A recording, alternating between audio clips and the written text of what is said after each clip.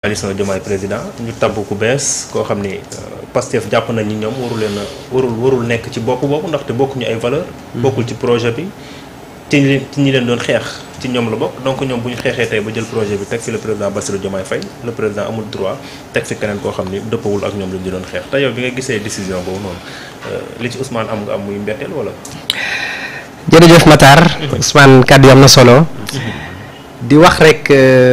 bi mu génnee 19h la ma ko sama benn collègue yónnee maa ngi koy nuyu au passage Boubacar ça va. boo ko def ma ko yónnee ni ma fekk mu ne ko je n'en doute point ma ko liiree laa ne ko je n'en doute point parce que au plus profond de mes maanaam suma xalaat bu gën a soree yaakaaruma woon ne loolu dina am. au fur et à mesure ma koy gis ni di ko partager page officielle di ko partager ma dem ba ma gëm ni lii nag am na. parce que bu fekkoon amul normalement y aurait un communiqué de la présidence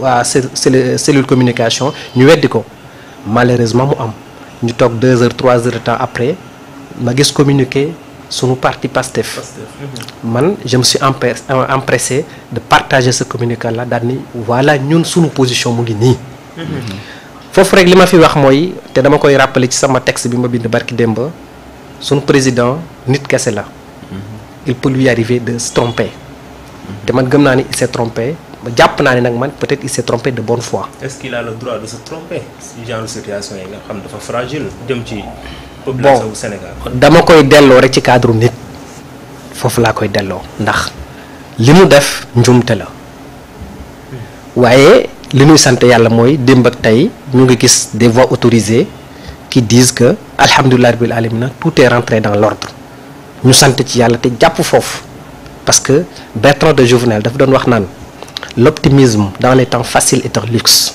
mais dans les temps difficiles c'est une nécessité mooy ñun fi ñu toll nii on se doit d'être optimiste quel qu'en soit le prix parce que rafet njortu daal rafet njortu mooy lu nu war ak am yaakaar ni dana baax ndax mara d'Italie séparation bu amee entre le président de la République et son premier ministre actuel ce serait une catastrophe non seulement pour le pays non seulement pour les patriotes mais pour ñoom ñaar ñëpp parce que li ñu wax léegi Mass di ko wax Ousmane di ko wax mooy Ousmane Sonko incarne un rêve non seulement sénégalais mais africain parce que c'est un panafricaniste assumé alors yaakaar boobu ñu am nekk une référence en Afrique et dans le monde entier parce que li ñu gis Ousmane defal président Bassirou Diomaye pratiquement amul ci benn àdduna benn dëkk ñu ne woon sax loolu yooyu jeex na kenn dootu ko defati parce que politique on dit que c'est le cimetière des amitiés donc ñu yaakaaroon ne loolu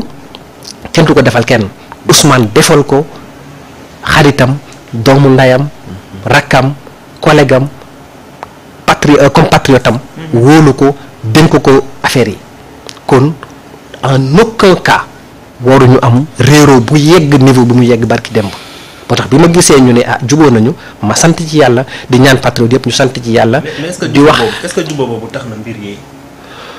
mel na mu meloon parce que tey bu la président Bassirou Diomaye Faye demee ñu waxante dëgg ba jël Aminata Touré xam nañ fi mu faroon xam nañ fi mu jógee ay valeur am dëppawul ak valeur Pastef le président Bassirou Diomaye Faye jógee ci parti Pastef nekkoon secrétaire général tey bu demee moom ba am xalaatu jël Aminata Touré di ko teg ci njiitul coalition Diomaye président loolu y a problème.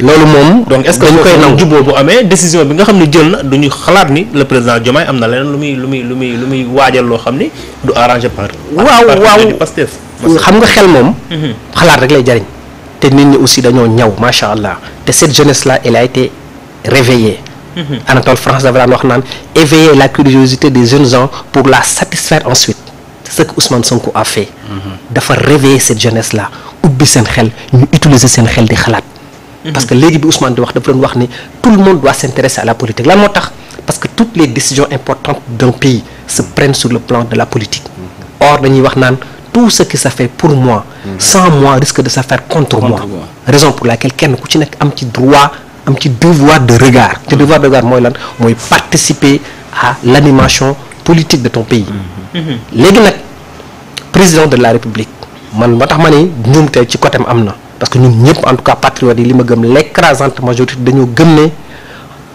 Aminata Touré bokkuñu ay valeurs bokkuñu ay principes la preuve barki démb la jóge APR wala Benno Bokk Yaakaar lan moo ko fa jëlee maire Ngemb elle espérait être présidente de l'Assemblée nationale gars yi njuuy ko mu gàddu ay bagaasam génn dem. kon ab daw làqu la kooku ñu wax barki démb suñu premier ministre génn ne ñun xëy na amuñu accès ci rapport yooyu noonu mais moom am na ci rapport am na ci accès wax ne gis na rapport bu ko épinglé bi mu nekkee président conseil économique social et environnemental. kon alors la moindre des choses bi ñu mën a def ci cadre yu mel noonu mooy au moins patienter ba xam lan moo xew. mais premier ministre bu génn samedi le 8 wax ne lii warul mën a nekk nga génn mardi le 11 def loolu mu ni warul mën a nekk affront lay xaw a nuru. raison pour laquelle ma jàpp ne acte de défiance la. quelque part. ma jàpp ne war nañ ci mën a dellusiwaat ci ginnaaw. parce que même su acte de défiance doon am et je le dis sama yenn xarit laa koy wax ni. président même su doon sax bëgg na def loolu pour man il a misé sur le mauvais cheval. Aminata Touré ci course bu doon am elle serait un mauvais cheval. Absolument. parce que.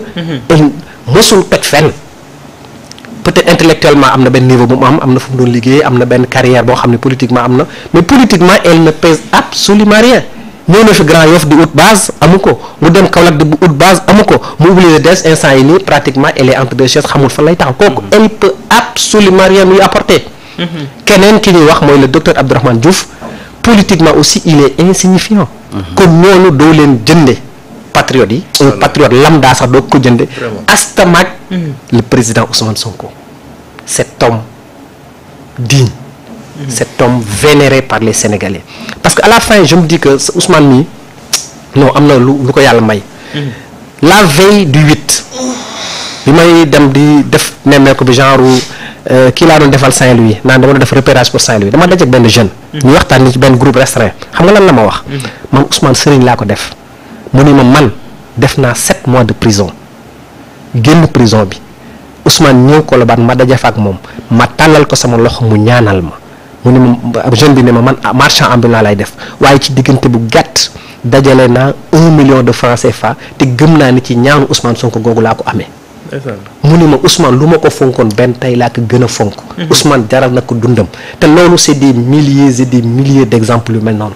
alors kon kooku boo ko amee mu tànn la Sénégal yi teg ko fi ñu ko teg. en bon stratège qu'il est Ousmane woote le meeting du 8 pour faire savoir à tout un chacun. ku yor xel di xalaat di nga xam ne kii du ko ni song. wan na ko Sénégalais yi wan na ko ñi nga xam ne ñoo ne ci nguur gi président de la République wan na ko monde entier. parce que man bi ma doon intervenir souvent ci journée boobu dama doon def des interventions en français pour faire comprendre à nos partenaires multilatéraux et bilatéraux que ne cet homme-là si vous voulez aider le Sénégal il faut passer par lui parce que moom la Sénégal gëm. si Bassirou Diomaye Faye est passé président Bassirou Diomaye Faye est passé au premier tour élection présidentielle 2024 à hauteur de 54%. c'est grâce à Ousmane Sonko. Absolument. et li koy prouvé mooy bi élection législative du novembre 2024 ñëwee. Pastef est parti ci bannière boppam àndul ak benn coalition àndul ak benn allié. sur les députés yu ñu amoon yëpp yu ñu am à l'Assemblée nationale 130 députés pratiquement ñëpp sont de Pastef ñenn ñi c'est des alliés sûrs de Pastef. ñoo xamante ne Diomaye président Ousmane Sonko moo leen tànnal boppam yóbbu leen ci liste nationale. mais sur les listes départementales ñëpp ay patriotes 100% lañu. donc ñooñu ils sont avec Ousmane Sonko. ils sont avec waa Pastef avec les patriotes. et boo xoolee aussi fan yi réseaux sociaux yi. ak évolution bi ci am.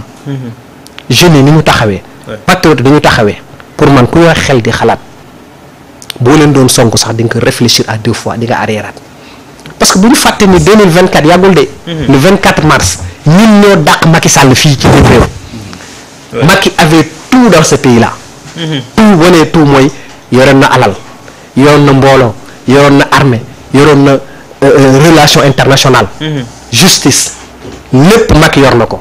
nous jeunes de Pastef ànd ak suñu président notre chef de guerre. notre leader charismatique. notre messie si je peux l'appeler ainsi.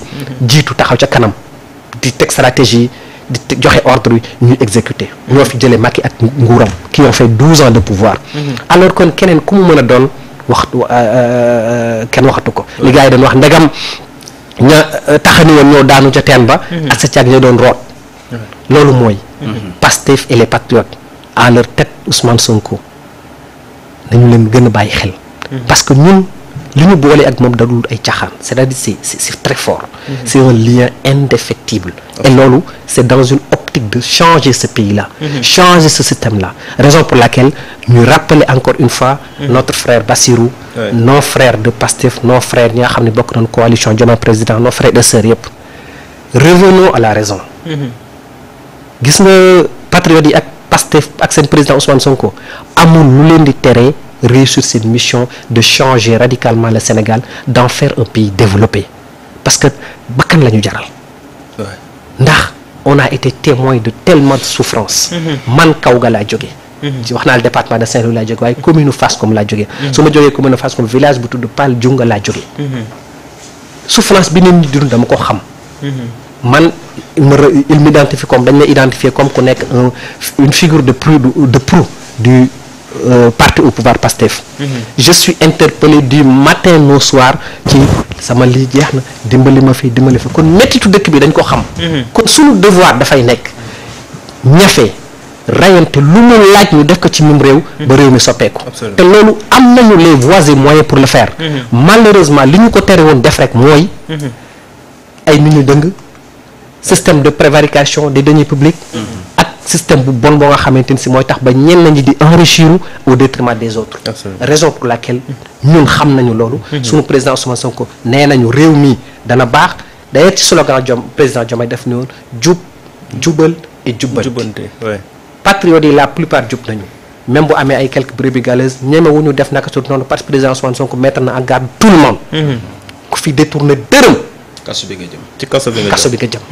kon ñooñu jub bëgg jubal. réew mi ñu fas yéene ko réorganiser waat.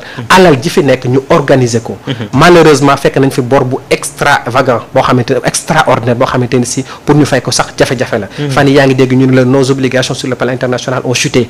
la valeur de nos obligations. te loolu li muy tekki mooy. ñun suñu crédibilité dafa commencé entaché wu. parce que suñu ay valeur bu chuté mooy lan bul fàttali la loi du marché c'est l'offre et la demande. mooy lan bu offre bi yéegee. demande bi wàcc la prix day daal di yokku mais bu offre bi wàccee demande bi yokku prix bi day yokku donc loolu mooy li am kon ñun Sénégal actuellement sur le marché international marché financier international dafa am lu ñuy tuddee marché primaire wala marché primaire ak secondaire primaire mooy lan Sénégal bu envoyé obligation yi noonu dans un premier temps ñu koy jënd ñooñu dañ koy jënd garder ko waaye bu ñu demee ba ci biir ñu soxla xaalis wala ñu gis ni réew mi def na kenn ku ne day ñëw ci marché secondaire bi daal di proposer ay titres yooyu mais bu ñu proposer fekk na dëkk bi crédibilité am commencé entaché wu jafe-jafe commencé am prix day wàcc te loolu baaxul ci signature Sénégal loolu moo tax ñu naan la fan yi Sénégal sax marché bi am na nu muy demee moom ak ñaari dëkk Gabon ak Mozambique am nu muy demee seen ay obligation dootul neex a jaay ci marché bi te loolu li ko waral mooy jafe-jafe donc comme jafe-jafe financière yooyu noonu kon dootul yoon ñuy wax ay waxi politique ay crise politique yoo xamante ne si day gën a suuxal réew mi c'est à éviter à tout prix donc ñu ngi woo suñu frère xam naa ne sax woote bi dégg na ko waaye ñu ngi koy dooli ñaax mbooleem kuy sénégalais épris de justice épris de valeur nañu ñaanal yàlla président de la république Bassirou Diomaye Faye ak son premier ministre Ousmane Sonko continuer di nekk benn Sonko di Diomaye di Sonko ñu àndandoo di liggéey Sénégal jëm kanam waaye nag 2029 Diomaye ñëw nekk duggaat ci rang yi président Ousmane Sonko jël lenge yi Sénégal jëm kanam. mais li nga wax dégg naa léegi Sonko mooy Sonko Mass léegi moom Diomaye mooy Sonko déggatuma ko mais Mass te problème bi nga ko dégg